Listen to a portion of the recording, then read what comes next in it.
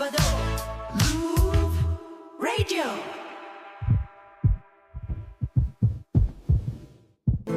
Magandang araw po sa inyo at sa mga kabarangay natin na katulad ko ay itago nyo na lamang sa pangalang Maureen. 34 years old at nagtatrabaho bilang supervisor sa isang private company sa Cavite. Ang totoo niyan ay kakadiscover ko pa lamang ng programa ninyong Barangay Love Stories simula ng magka-pandemic.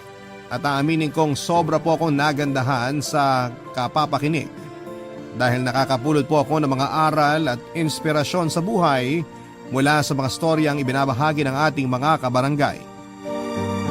Sa bagay, laging sinasabi sa akin ng mga magulang ko na bukod sa mga sarili nating experience, mahalaga po na matuto rin tayo mula sa ibang tao. Ako man ay may sariling karanasan at aral sa buhay na nais na ibahagi kaya nga ako sumulat dito. Marami rin po kasi akong pinagdadaanan, Papa Dudut. Bata pa lamang ay plinano ko na po ang buhay na dapat ay meron ako bago ako tumungtong ng 30 years old. Kaya nga tulad ng payo sa akin ng parents ko ay nag-aral po akong mabuti at nagtapos.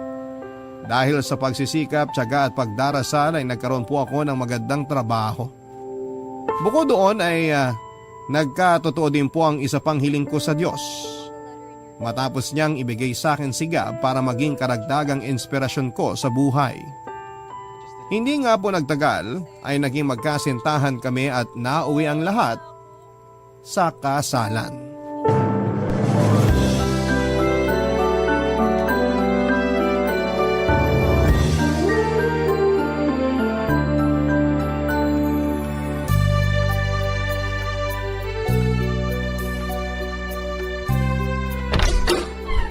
Ay, nakakapagod naman ang araw na to. Sobrang traffic pa pauwi. Oh, darling, nandiyan ka na pala. Pakis nga. Mwah. Grabe, darling. Amoy isda ka naman. Amoy isda talaga ako. Katatapos ko lang magprito ng isda dun eh. Tara na sa mesa para makakain ka na. Sa itsura mo mukhang sumaba ka sa matinding gera eh. Hindi lang matindi. Sobrang tindi. Ay, pero teka, mamaya na tayo kumain.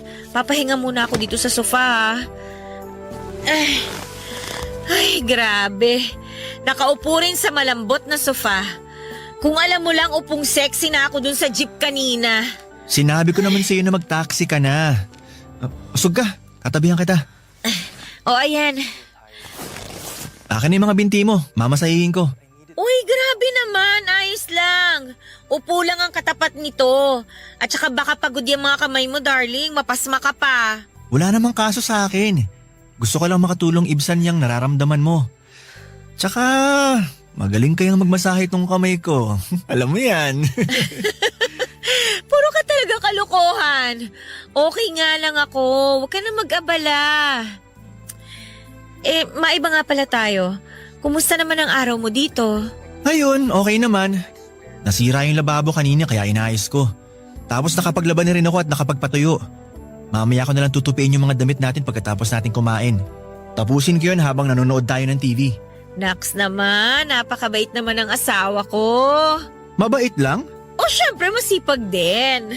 Yan ang gusto ko sa'yo eh. Pero nakalimutan mo rin sabihin na gwapo. Ano ba yan? Namihasa ka naman yata. Ganun talaga.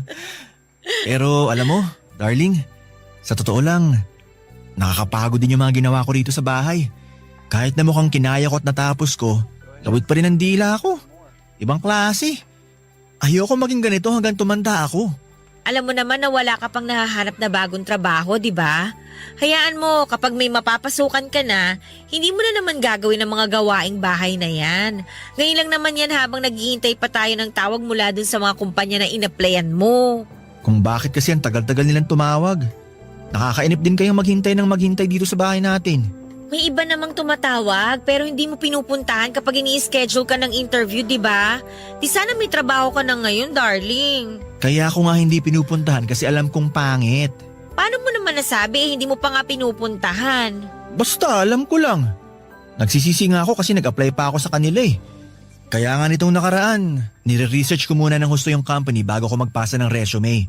Para kapag may schedule na ng interview, pupunta na lang ako. Kaso yun nga, kung kailan naman sigurado na ako sa kanila, Mukhang sila naman ang alanganin sa akin.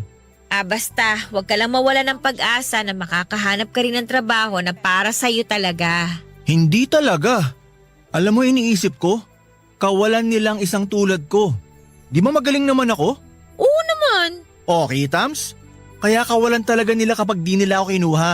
Asset kaya ako sa mga kumpanya nila. Sa galing ko ba namang to? Oh, paano? Kain na tayo, darling. Medyo nagugutom na kasi ako eh. O sige, ako rin. Biglang nagutom at nadoble ang pagod ko.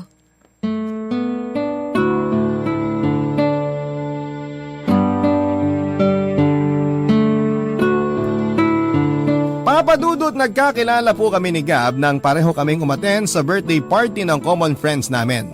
And that time ay nagtatrabaho siya bilang insurance agent sa isang kilalang insurance company sa bansa. Guwapo, malakas ang karisma at sexy. Ganyan ko po siya i-describe. Mabait din po si Gab at hindi boring na kausap. Mabilis kaming nagkapalagayan ng loob matapos kaming ipakilala ng mga kaibigan namin sa isa't isa.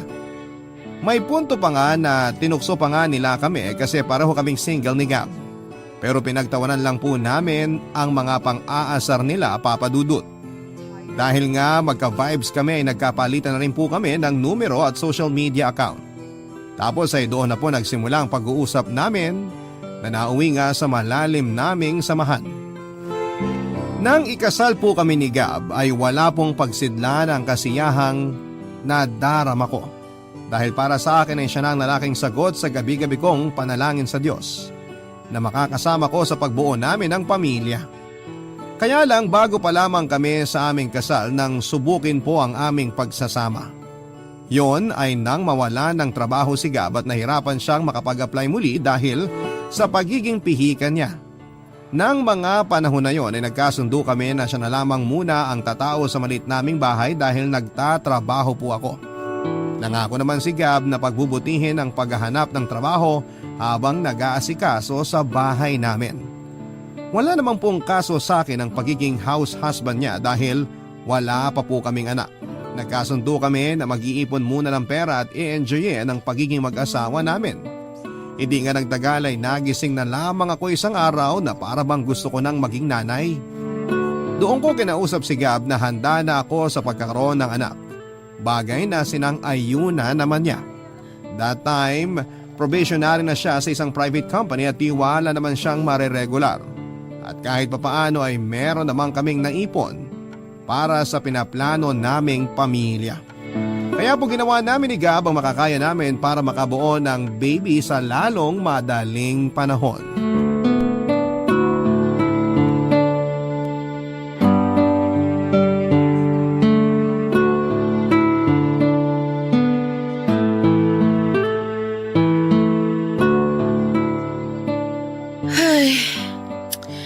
Bakit negative na naman?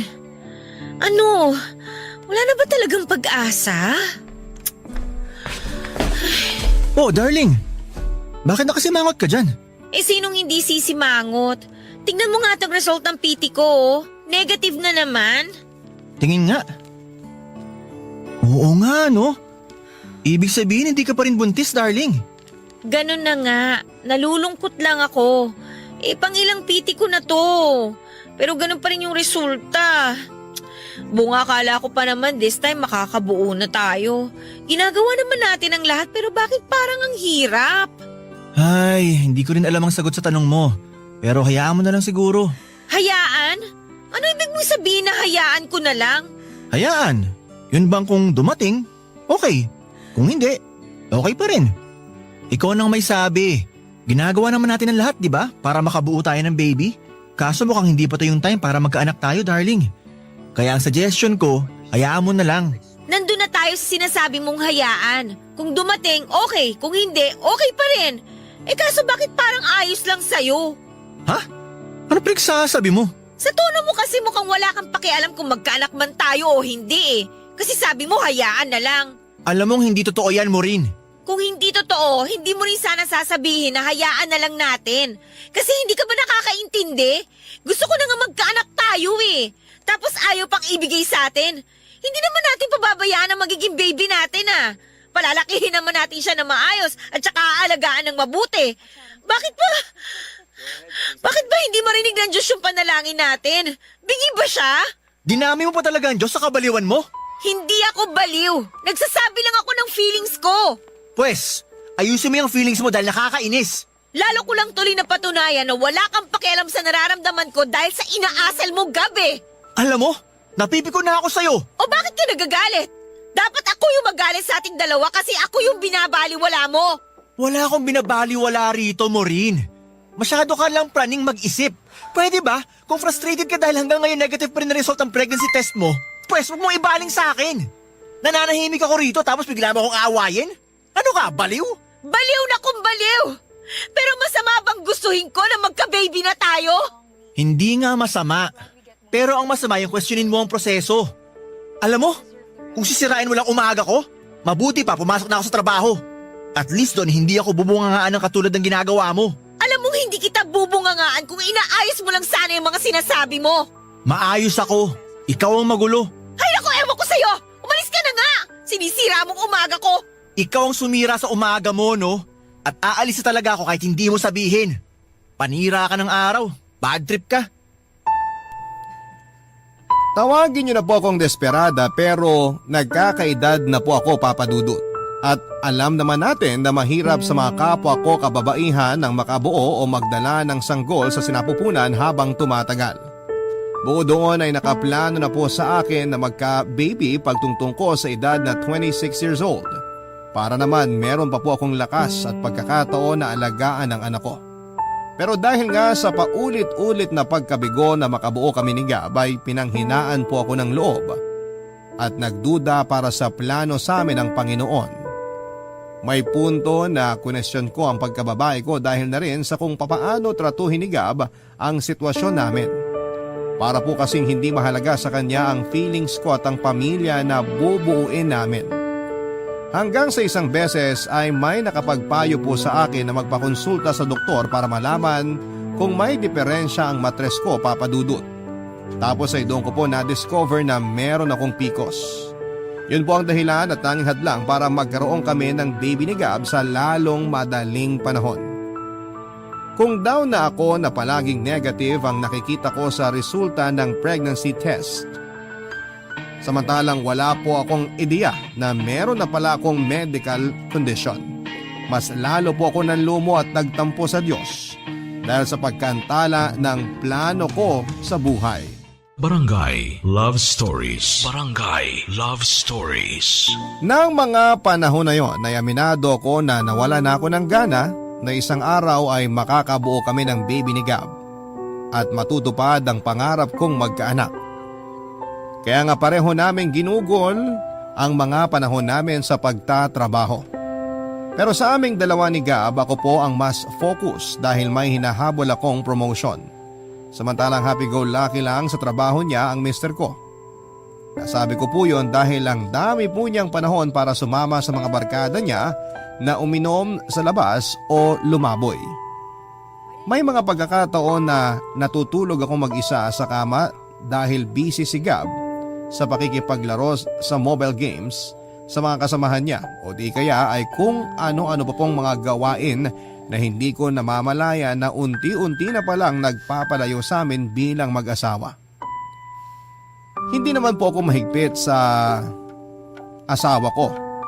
Sa katunayan, ako rin po ang nagsasabi na sumama siya sa mga katrabaho niya tuwing may labas sa mga ito para hindi naman niya maramdaman yung lungkot kapag mag-isa sa bahay namin dahil nasa opisina pa ako at napapadala sa pag-overtime. Malaki po ang tiwala ko sa mister ko at hindi ako yung klase ng babae na may pagkasilosa. Siguro sabihin na natin na wala akong panahon na isipin ang bagay na yon dahil busy po ako sa pagtatrabaho. Kaya lang ay muli na naman pong sinubok ang pagsasama namin ni Gab bilang mag-asawa nang kung kailan na-promote na ako sa trabaho bilang supervisor ay saka naman siya natanggal sa opisina nila dahil sa pagiging irresponsableng empleyado. At syempre hindi po ulit naghanap ng bagong trabaho si Gab, sa halip ay bumalik siya sa pagiging taong bahay.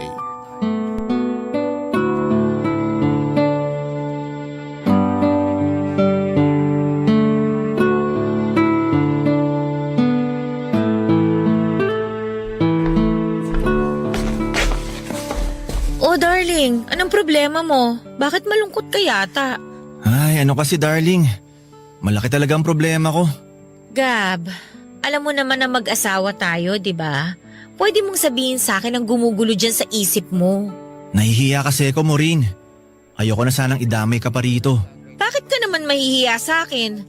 Katulad nga ng sabi ko, asawa mo ko. Pwedeng-pwede nating pag-usapan kung ano man yung mga problema mo. Ang totoo kasi niyan, na-ospital si nanay at kailangan ko ng tulong pinansyal. Kaso wala naman akong maiabot dahil wala akong trabaho.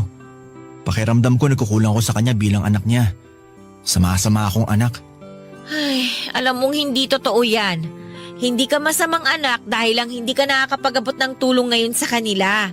Ikaw na nga may sabi, wala kang trabaho, wala kang pagkukunan ng pera. Teka nga sandali lang, sino bang may sabi na hindi ka pwede mag-abot ng tulong sa kanila? May pera naman ako, Gab. Kahit paano pwede tayong magbigay. Hindi, wag na darling, nakakahiya naman sa'yo. Ano ba kasing nakakahiya doon? Nanay mo ang pinag-uusapan natin dito. Na kung tutuusin, nanay ko na rin. Hindi siya kung sino-sino lang.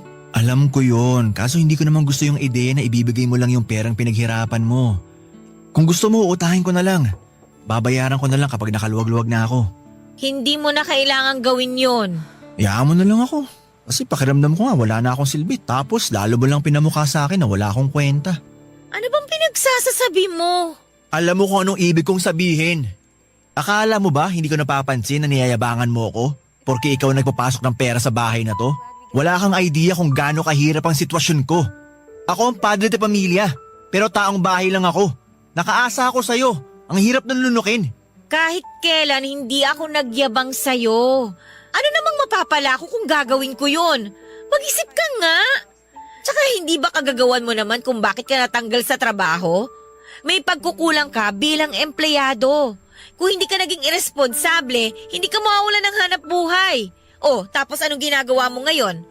Bumalik na naman yung dati mong ugali na may pagkapihikan sa ina-applyan.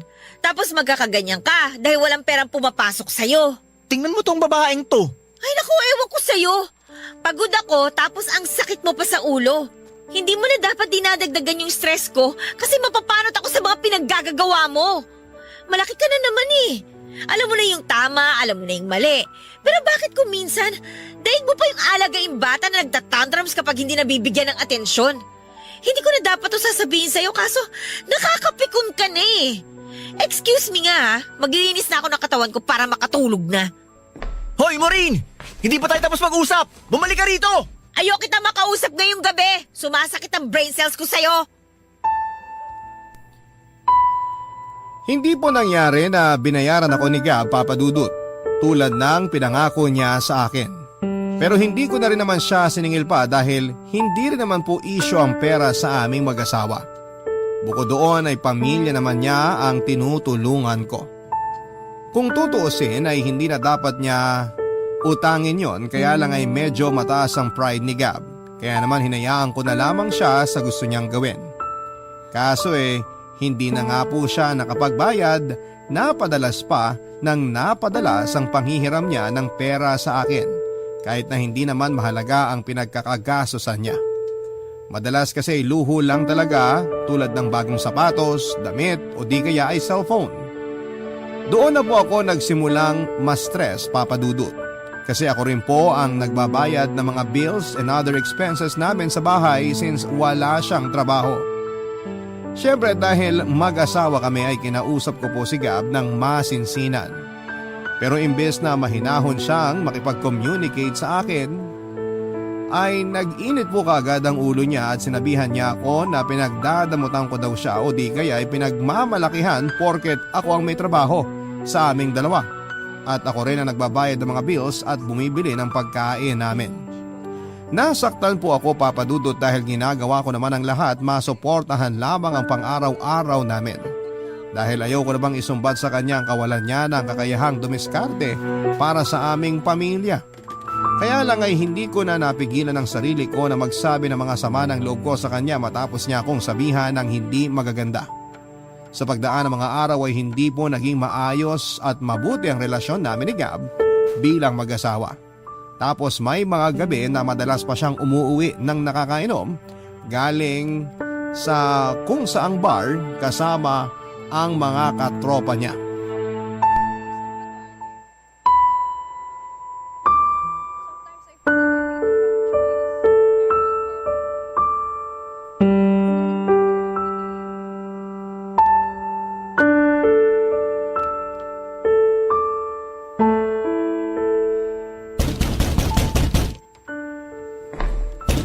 Sandali! Nandyan na! Huwag mo namang sirain yung pinto, ano ba? Bakit ngayon mo lang binuksan ang pinto?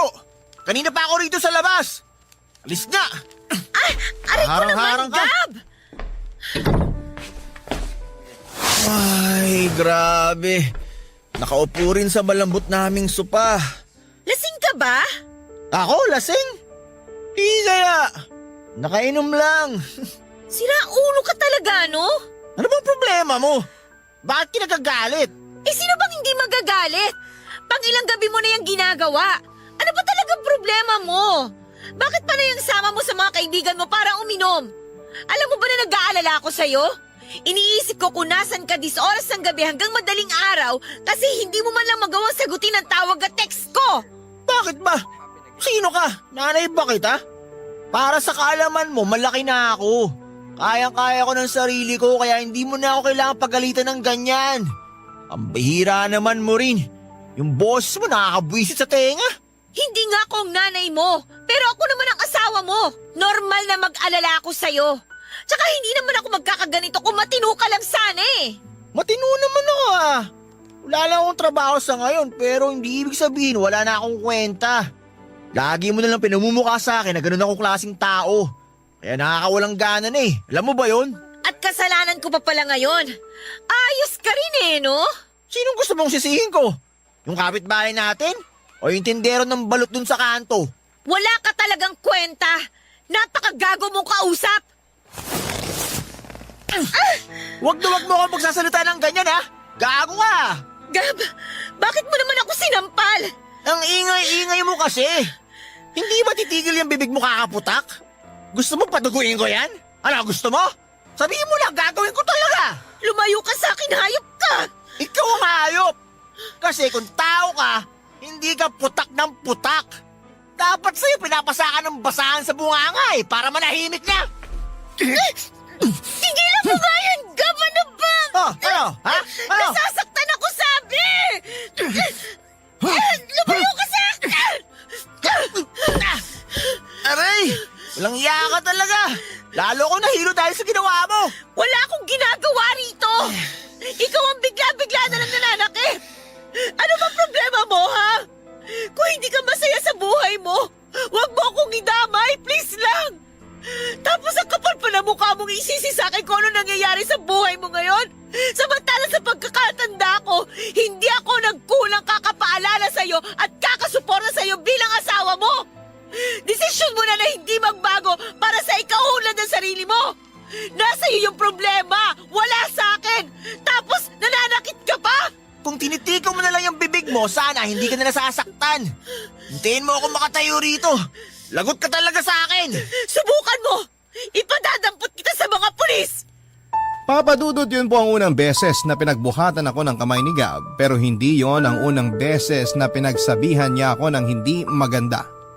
Kaya nga doble o sabihin na po nating triple yung sakit at kirot sa dibdib ko dahil sa kagagawan lahat yon ng taong pinakamamahal ko.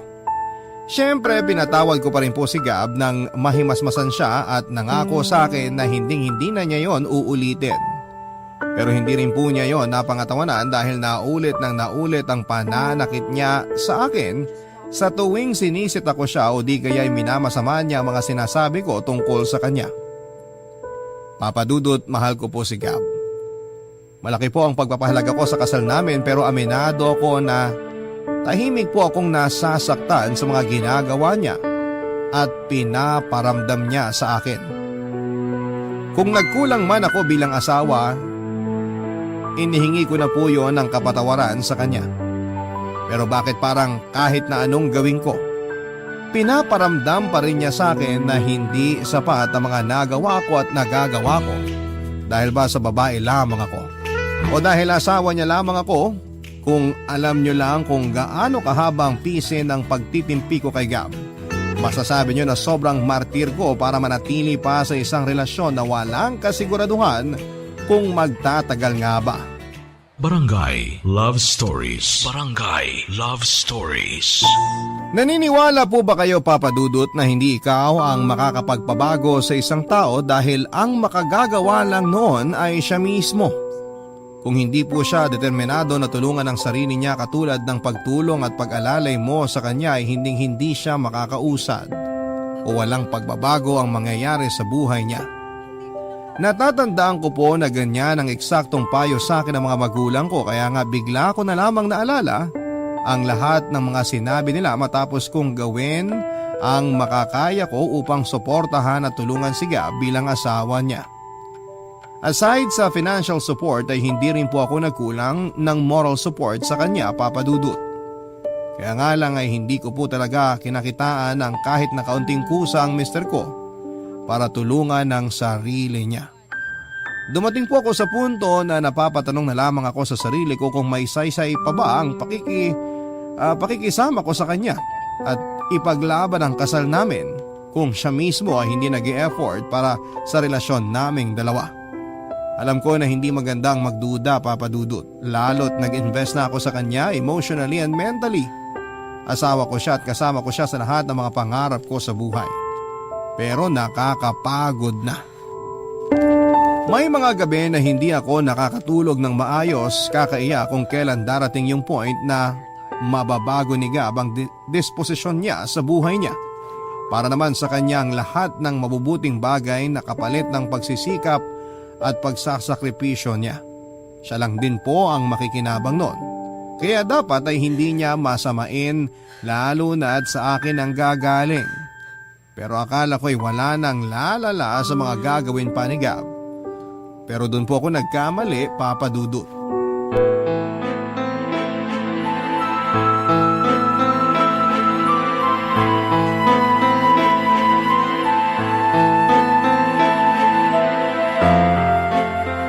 Gab! Ano to? Ano ba yan? Ikaw ang tinatanong ko! Bakit may foil sa damitan mo, ha? Saan mo ito ginagamit? Ano ba pinagsasabi mo? Akin na nga yan. Nagtutupi ako ng mga damit mo tapos nakita ko na lang to dun sa drawer mo. Sabihin mo nga sa akin, nagdodroga ka ba kaya ka may ganito? Ano? Sagutin mo kung lintik ka! Ano kasi, Maureen? Kailan pa? Darling, Tinatanong kita kung kailan pa, Gab! nito lang nakaraang buwan, pero isang beses lang naman yun. Sinong ginagago mo? Sa palagay mo maniniwala ako na hindi mo na yung ginagawa samantalang meron kang ganito sa damitan mo? Kaya palagi kang hingi ng hingi sa akin ng pera? Tapos sa ganito lang napupunta? Pabayaan mo muna kasi ako magpaliwanag. Ano pa bang paliwanag mo? Alam ko na kasi kung saan pupunta ang usapan na to eh. Ang ending, ako na naman yung sisisihin mo. Na kesyo kasalanan ko yung mga kamalasan mo sa buhay.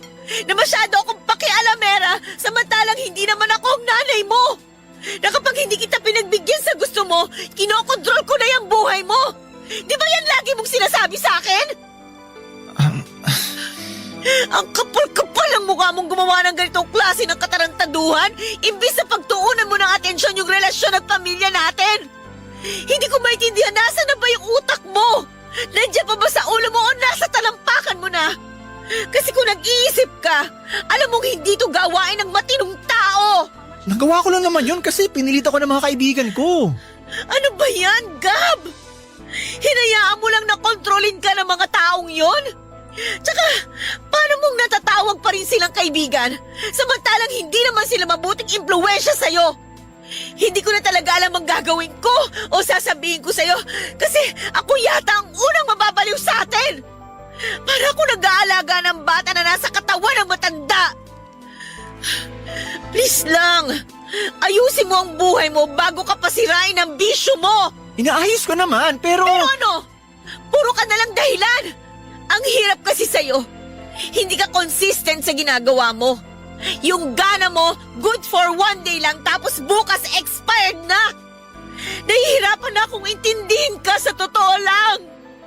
Tapos, lalo mo lang pinasakit ang ulo ko matapos kung malaman itong pinaggagawa mong ungas ka. Papa Dudut, dumating po ako sa punto ng buhay ko na parang gusto ko na lamang sampalin ang sarili ko ng maraming beses nang sa ganon ay magising na ako sa katotohanan na hindi na magbabago si Gab kahit na anong tulong ang gawin ko. At matapos ko ngang malaman ang iba pa niyang bisyo bukod sa paglalasing ay mas lalo lamang akong nadismaya sa kanya, Papa Dudut. Bigla-bigla ay nag-flashback sa akin yung mga sakit at hinanakit na ibinigay niya sa akin sa loob ng aming relasyon. Kaya mas lalong-lalo akong nakumbinse na wala ng pag-asa na magkakaayos pa kami. Pero dahil may pagkatanga ako ay pinatawad ko po ulit si Gab, Papa Dudut.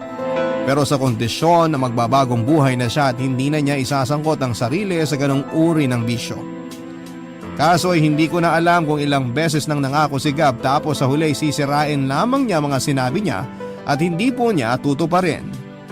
Sa totoo lang, Papa Dudut, laking pagsisisi ko na kinasal ako sa kanya dahil puro na lamang stress at sama ng loob ang idinulot niya sa akin.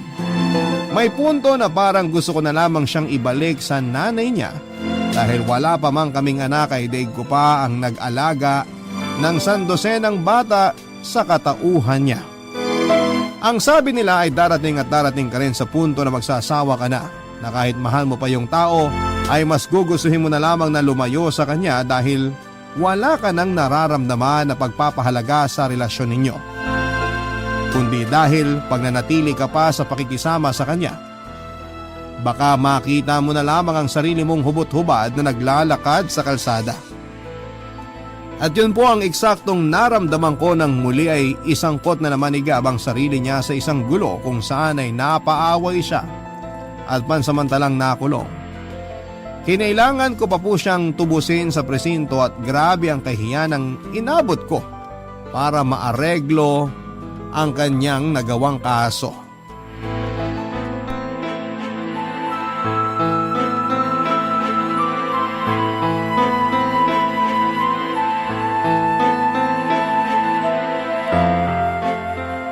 Gab, sira na ba talaga ang tuktok mo? Ano bang pumasok dyan sa kukote mo para maghamon ka ng away dun sa bar na pinuntahan nyo ng mga kaibigan mo at kamuntik mo pang madisgrasya yung tao? Naiintindihan mo ba na grabing iskandalo ang ginawa mo para puntahan at piyansahan pa kita dun sa presinto? Di sana kung masama ang loob mo, hindi mo na lang ginawa. Pinabayaan mo na lang sana ako mabulok doon kung isusumbat mo lang din sa akin na... Aray! Bakit mo naman ako pinatukan? Nakuha mo pa talaga magsalita ng ganyan imbis na magpasalamat sa akin dahil pinuntahan kita at inareglo ko yung kaso mo? Gab, ano bang ginagawa mo sa sarili mo? Gusto mo na ba talaga sirain ang buhay mo? Desidido ka na ba talaga mabulok sa kulungan at doon na tumanda? Kasi alam mo kung oo, sabihin mo lang, ibabalik kita doon ngayon din! Baliw! Ah, ako pa talaga? Ako ba yung nakulong at kamuntik na makasuhan? Ako ba yung nanggulo tsaka nakasira ng mga gamit dun sa bar?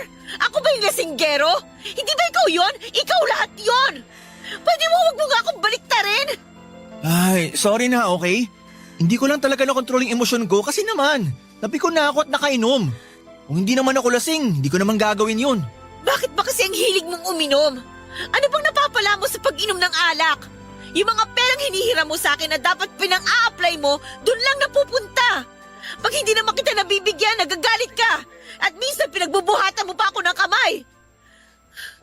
Hindi ko na talaga alam kung magbabago ka pa o habang buhay magiging ganyan ka na lang. Anong ibig mong sabihin mo rin? Pagod na kasi ako eh. Pagod na ako. Inuubos mo yung pagkatao ko. Ubus na ako sa'yo. Para akong kandilang nauupos. Buti nga wala tayong anak kasi alam mo kung meron. Tapos ganyan ka pa kapasaway. Eh baka tumalo na lang ako dun sa tulay o di kaya nagbigti na lang ako para magpakamatay. Hindi naman ako nagkulang sa pagiging asawa mo, alam mo yan. Pero may mga gabi na tinatanong ko yung sarili ko. Hanggang kailan? Hanggang saan kita kayang pagtiisan? At pagkatapos nga nitong ginawa mo, narealize ko na ayoko na makisama sa'yo. I'm sorry pero gusto ko na maghiwalay tayo ng landas. Ha? Maureen naman, please. Huwag ka naman ganyan oh. Darling, baka nabibigla ka lang. Seryoso ko, Gab. Ayoko nang pakisamahan ka sa iisang bubong dahil punong-puno na ako sa'yo. Bago man ako humantong sa ganitong desisyon, pinag-isipan ko naman tong mabuti eh. Kaya nga desidido na ako. At wala nang makakapagpabago pa ng desisyon ko. Mahal ko po si Gab pero mas mahal ko ang sarili ko kaya humantong ako sa ganong klase ng pagpapasya, Papa Dudut. At alam kong alam ni Gab na kapag nagbitaw ako ng ganong salita, ang ibig sabihin nun ay seryoso ako at handa ako ng pangatawanan yon. Nang araw na yon ay sinabihan ko po si Gab na mag-alsabalutan na at umuwi na sa bahay ng mga magulang niya. Ako po ang may-ari ng bahay kaya ako ang mas may karapatan sa bahay na yon. Sabihin niyo na po na masama akong asawa pero sana'y isipin niyo rin muna ang mga pagtitimpi ko para kay Gab. Napagod na lamang ako at tinanggap ang katotohanan na hindi talaga para kami para sa isa't isa. Sa kasalukuyan ay mag-isa na lamang po akong nakatira sa bahay namin pero di hamak na mas payapa at masaya. Paminsan-minsan ay dinadalaw ako ng mga magulang ko and other relatives kaya nalilibang ako. Kung tatanungin nyo kung kumusta si Gab, ang balita ko ay nasa poder siya ng mga magulang niya at nakabalik na sa pagtatrabaho. Pero hindi ko na po inalam kung saang kumpanya. Ewan ko po ba, napagod na lamang ako na isangkot sa kanya ang buhay at sarili ko matapos na mga nangyari sa amin. Oo, nandun ang panghihinayang at lungkot kasi kinailangan naming maghiwalay. Pero minsan mas makakabuti yon dahil hindi nakabubuti sa aming sarili kapag magkasama po kami.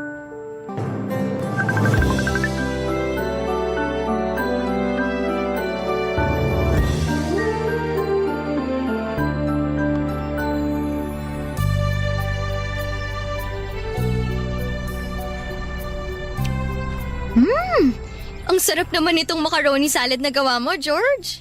Naks, salamat at nagustuhan mo, Ami. Sobra!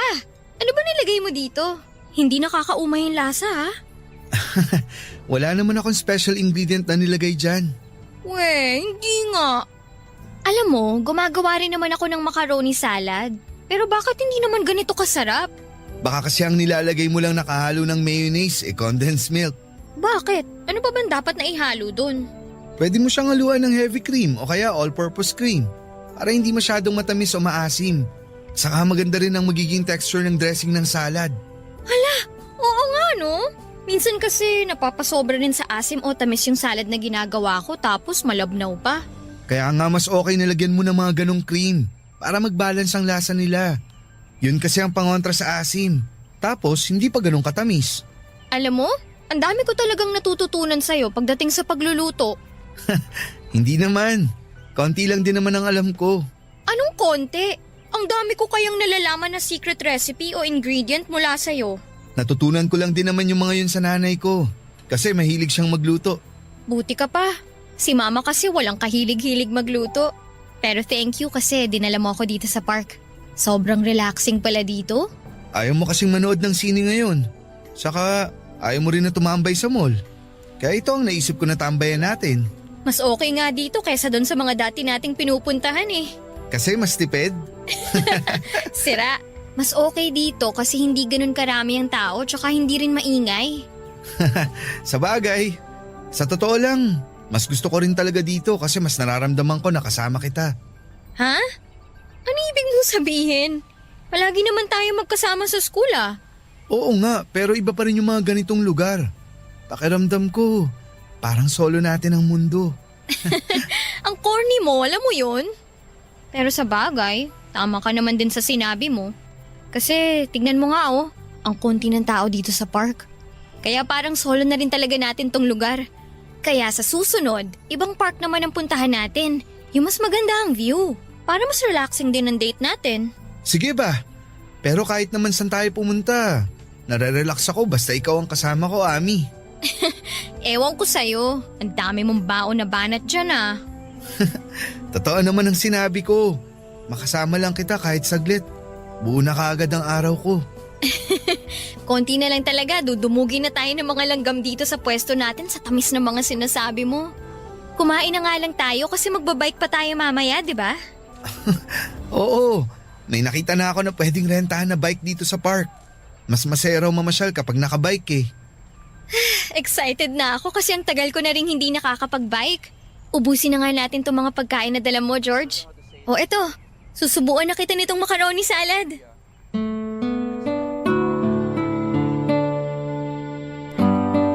Papadudot akala ng ibang mga kaibigan ko ay may relasyon na kami ni Ami. Kasi nga madalas nilang nakikita na sweet kami sa isa't isa.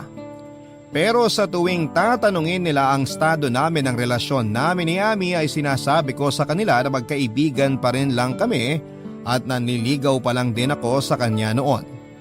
Nagtataka sila kung bakit hindi pa ako sinasagot ni Ami. At sa totoo lang ay medyo naiinip na rin ako pero syempre hindi ko yon pinapakita kay Ami. Wala rin naman ako magagawa dahil sabi nga ni Ami, hindi pa siya handa na pumasok sa isang relasyon. Ang mahalaga para sa akin noon ay madalas kaming magkasama at nararamdaman ko na malaki ang pag-asa ko sa puso niya. At sabi nga niya, may hinihintay lang daw siya na sign bago niya ako sagutin. Ang dating nun sa akin, gusto niya rin ako pero mas gusto niya pang makita na seryoso ako sa kanya, Papa Dudut.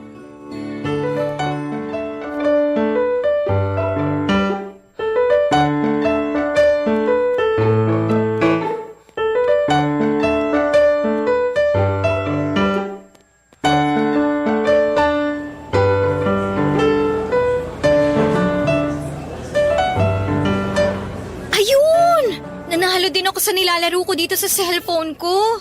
Sakto kasi malapit na rin palang magsimula ang klase namin. Sasabihan na nga sana kita na may 7 minutes ka na lang bago ang klase nyo.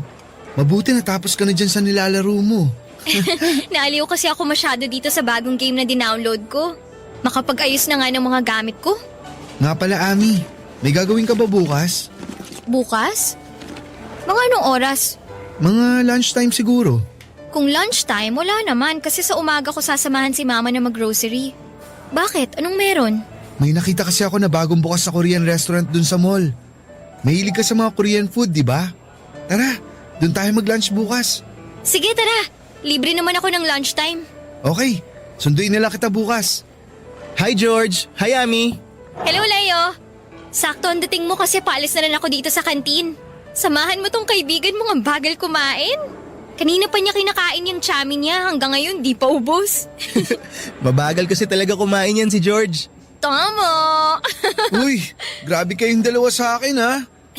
O sige na, alis na ako at baka malate pa ako sa klase ko. Okay, basta yung lakad natin bukas ha. Opo, hindi ko kakalimutan. Sige na, mauna na ako sa inyong dalawa. Bye! May date kayo bukas ni Ami? Oo. Itatry namin kung masarap dun sa nakita kong bagong bukas na Korean restaurant sa mall na malapit dito. Fan nga pala ng Korean movies at series yang si Ami, no? Sinabi mo pa. Kaya nga pati mga Korean food naging hilig na rin niya eh. George? Matanong ko lang ha. Wala ka bang naririnig tungkol dyan sa nililigawan mo? Naririnig? Anong ibig mong sabihin? Sa totoo lang, medyo nagulat nga ako nang makita ko kayo dito na magkasama eh. Ha? Bakit naman? Eh kasi, narinig ko dun sa isang kasamaan ko sa soccer team na parang nagkakamabutihan na raw sina Ami tsaka si Ed. Yung badminton player dito sa school natin. Ay nako Leo, huwag ka nga masyado nagpapaniwala sa mga ganyang chismis.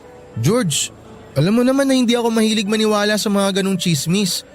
Kaya lang kasi, Ano? Bakit hindi mo matuloy ang sinasabi mo? Kasi nga parang nakita ko si Ami tsaka si Ed sa plaza nung isang araw. Magka-holding hands silang dalawa. Uy bro, bakit hindi ka na nagsalita dyan? Wala naman kasi akong dapat sabihin. Sa'yo na nanggaling na hindi ka naman sigurado na silang dalawa nga ang nakita mo. Kaya ang mabuti pa, umorder ka na ng pagkain mo. Kasi dumadami na ang estudyante dito sa kantin.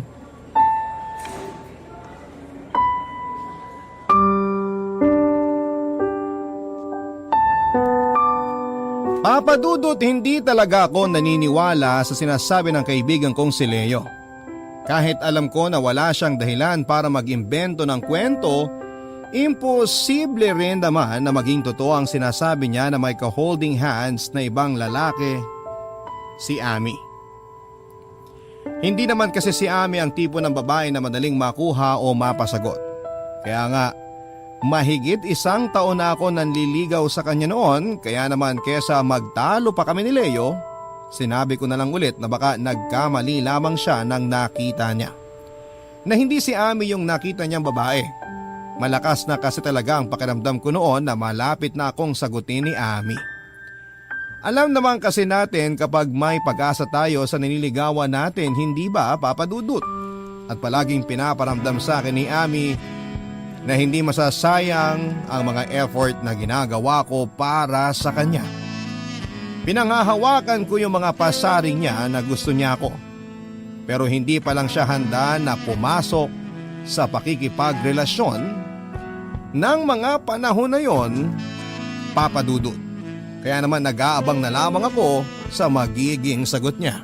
Barangay Love Stories. Barangay Love Stories. Di ko na rin nakikita kung sino ang madalas niyang nakakasabay kumain at umuwi. Hindi na rin kasi niya madalas na nasasagot ang mga tawag ko. Hindi na rin siya madalas na nagre-reply sa mga text ko sa kanya. Pero hindi pa rin ako bumitaw, Papa Dudut, at iniisip ko na nga lang na totoo ang dahilan na ibinibigay niya sa akin. Na busy lamang talaga siya sa academics niya at mga requirement para makagraduate, Papa Dudut.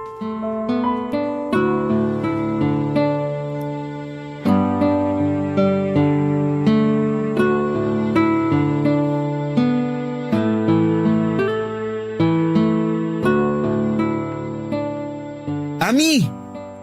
Ami, sandali! Ang bilis namang maglakad ni Ami. Kanina ko pa tinatawag pero hindi niya ako nililingon. Ay!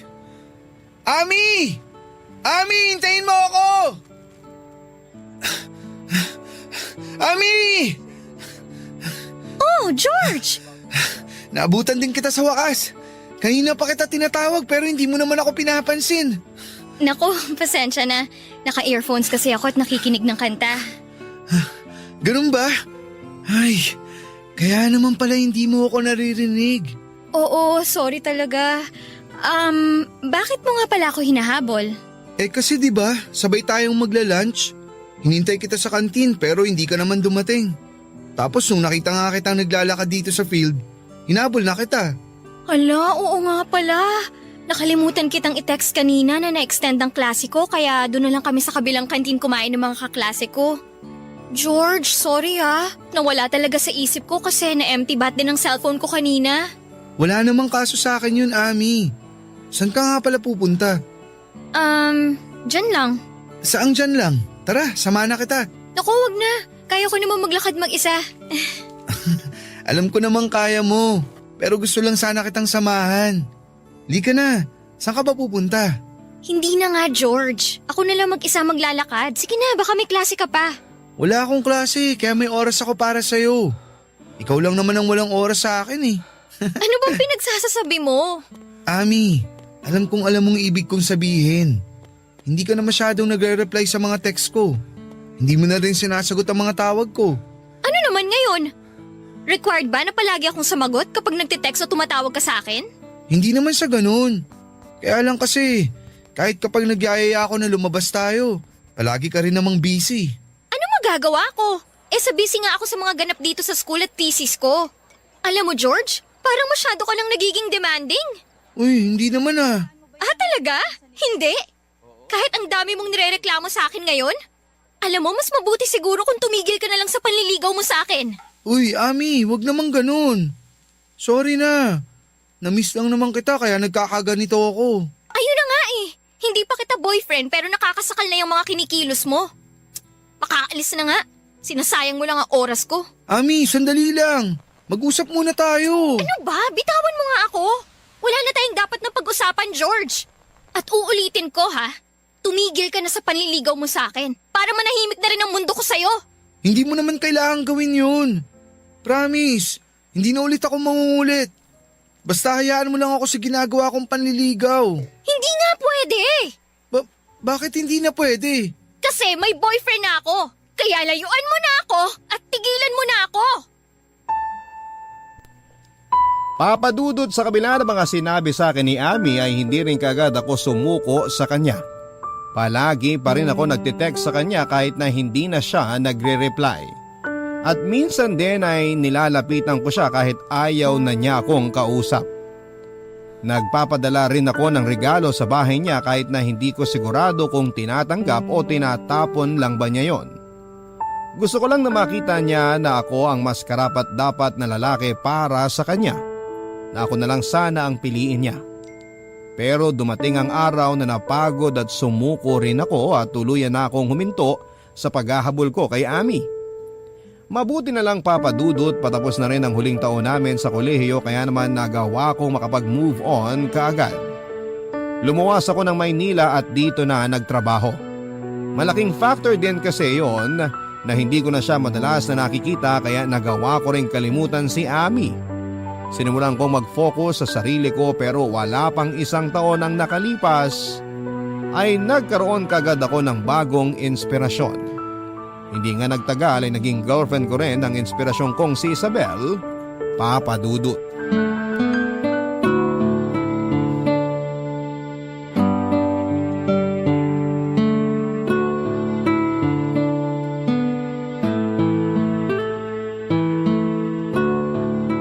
Tao po! Tao po! Sino kaya yung kumakatok sa labas? Nakatulog pala ako dito sa sofa. Teka, anong oras na ba? 1:00 na pala ng madaling araw. Sinong pupunta dito sa apartment ko ng ganitong oras? George! George, nandyan ka ba? Oh, Tao boses po! ni Isabel yun ah. Ano bang ginagawa niya dito ng ganitong oras? Buksan ko na nga yung pinto.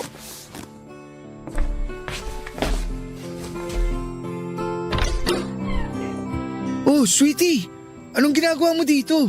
Ay, mabuti naman at binuksan mo na tong pinto. Kala ko umalis ka kanina kaya walang tao dito sa apartment mo eh. Alam mo naman kapag ganitong oras, nandito lang talaga ako. Lika, pasok ka. Salamat.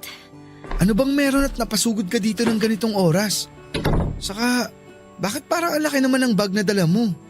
Sweetie, ang totoo, lumayas na ako sa bahay namin. Ha? Bakit mo naman ginawa yun?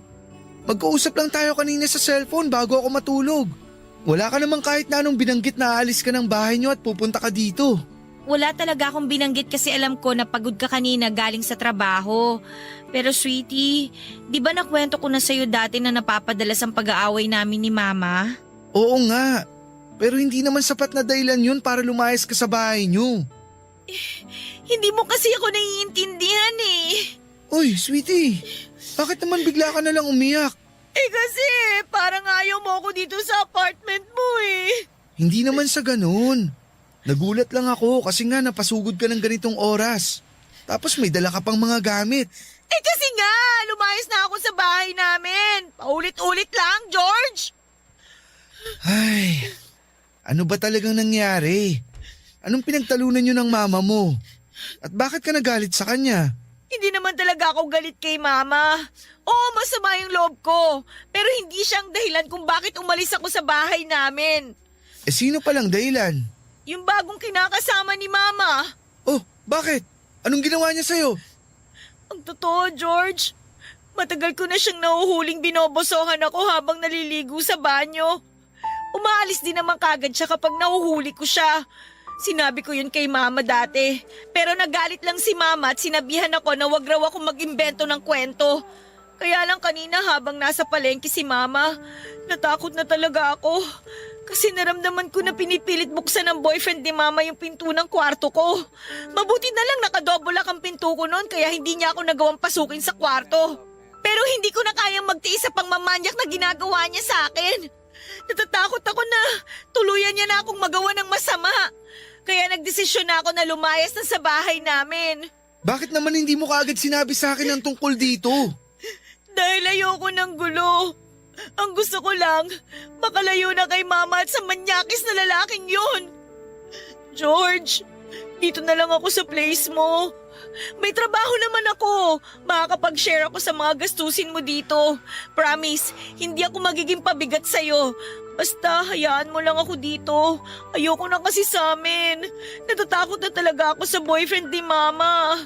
Pero kung ayaw mo talaga na dumito ako, sige, ayos lang. Wala naman ako magagawa eh.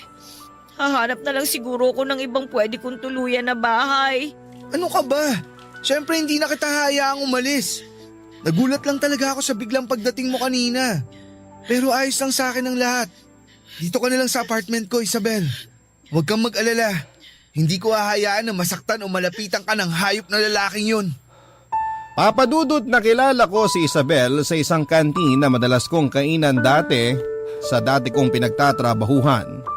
Maganda siya at simple lamang kung mag-ayos, mabait din siya at malambing magsalita. Yon ang mga katangian niya na nakakuha ng atensyon ko. Kaya nang maging madalas na ang pag-uusap namin at pagbabatian ay kinuha ko na rin ang pangalan niya sa Facebook, pati na rin ang cellphone number niya. Doon kami nagsimula na madalas na magkausap hanggang sa niligawan ko na nga siya at naging girlfriend. May 3 buwan pa lamang kaming magkarelasyon nang kumatok si Isabel sa place ko at nagsabi na gusto na niyang magsama kami sa isang bahay, Papa Dudut. Nagdalawang isip pa talaga ako noong una kasi sa totoo lang ay hindi ko alam kung ano ang tamang gawin tungkol sa bagay na yon. Pero nang umiyak na nga si Isabel sa harap ko at sabihin niya ang tungkol sa pagtatangka sa kanya ng masama ng kinakasama ng mama niya, hindi na ako tumanggi pa sa gusto niyang mangyari na tumira siya sa apartment ko. Barangay Love Stories. Barangay Love Stories. Papadudot, nag-live-in na nga kami ni Isabel at nagtulungan sa mga gastusin sa bahay. At tama nga ang ibang tao sa sinasabi nila na mas makikilala mo ang karelasyon mo kapag nagsama na kayo sa iisang bubong. Dahil marami akong na-discover sa ugali ng partner ko na hindi ko pa alam noong umpisa. May pagkamudi pala siya lalo na kapag may menstruation siya. Mabilis ding uminit ang ulo niya kapag bagong gising siya o kaya ay inaantok. Mahilig siyang magluto pero tamad siyang magligpit ng mga ginamit niyang pagluto. Ayos lang naman sa akin yon dahil ang mahalaga ay alam kong mahal namin ang isa't isa. Papadudot, 4 na buwan pa lang kaming nagsasama nang magbuntis ang partner kong si Isabel. Pareho kaming hindi handa pero pareho rin kaming nangako na magiging mabuting magulang kami sa anak namin. Kaya lang sa 3 buwan ng pagbubuntis ni Isabel ay nakunan siya dahil masyado raw mababa ang kanyang matres. At mula nang mawala ang anak namin, nagbago ang ugali ng partner ko, Papadudot.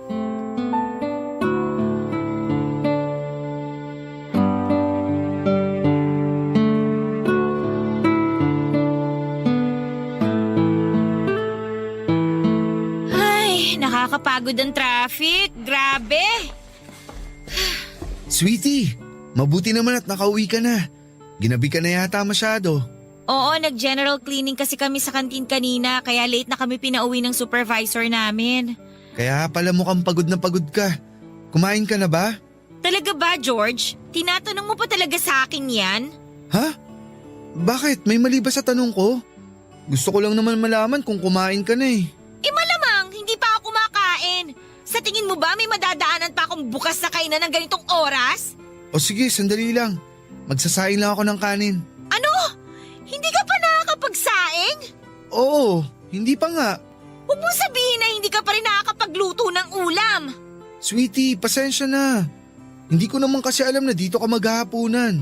Kumain na kasi ako bago umuwi dito. Kaya akala ko ganun din ang gagawin mo kasi nga ang sabi mo, may overtime kayo sa trabaho. Kaya di na ako nagluto. Pero hindi ko naman sinabi na sa labas na ako kakain, di ba? Oo nga, pero yung kasi ang akala ko. Ano ba kasing ginawa mo dito sa bahay? Ang aga mo nag-text sa akin kanina na nakauwi ka na dito ah. Maaga nga, pero nag-ayos kasi ako ng toilet bowl natin. Eh di ba nung isang araw lang inayos mo na rin yon? Gumagawa ka lang yata ng dahilan eh. Totoo ang sinasabi ko, Isabel. Nagkaroon na naman kasi ng bara yung toilet bowl at nahirapan akong tanggalin. Doon talaga ako nagtagal kanina. Nakakabuwis ba, George? Isabel, huwag ka nang mainis. Hindi ko naman kasi talaga alam na hindi ka pa kumakain eh. Paano ko hindi maiinis? Pagod na nga ako galing sa trabaho, tapos wala pa akong dadat na pagkain dito sa bahay. Mabilis lang naman magsaing. Tapos anong ipapaulam mo sa akin? Delata na naman. Gusto mo yata talaga ako mamatay ng maaga eh. Siyempre hindi. Ano ba yung sinasabi mo? Eh halos araw-araw mo na akong pinapakain ng mga ulam na galing sa lata.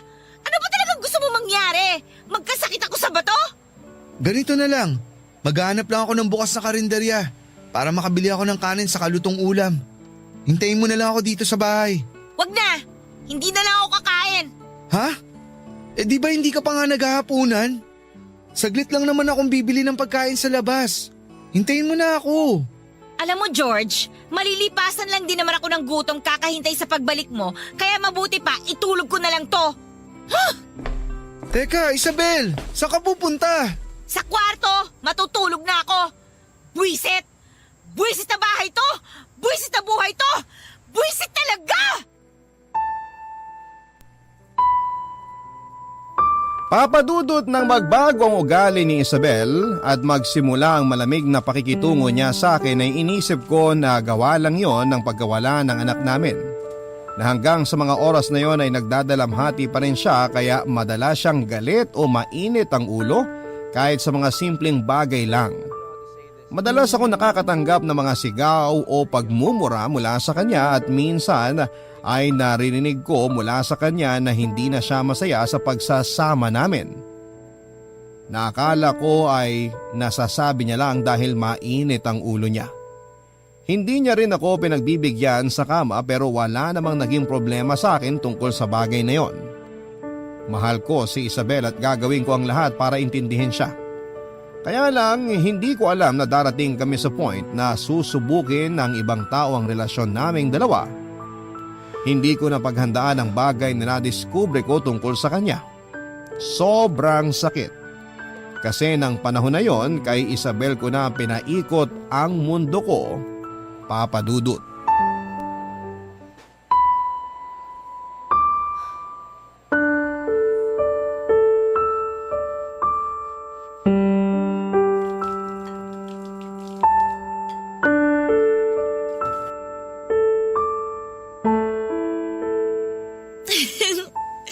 Oo nga.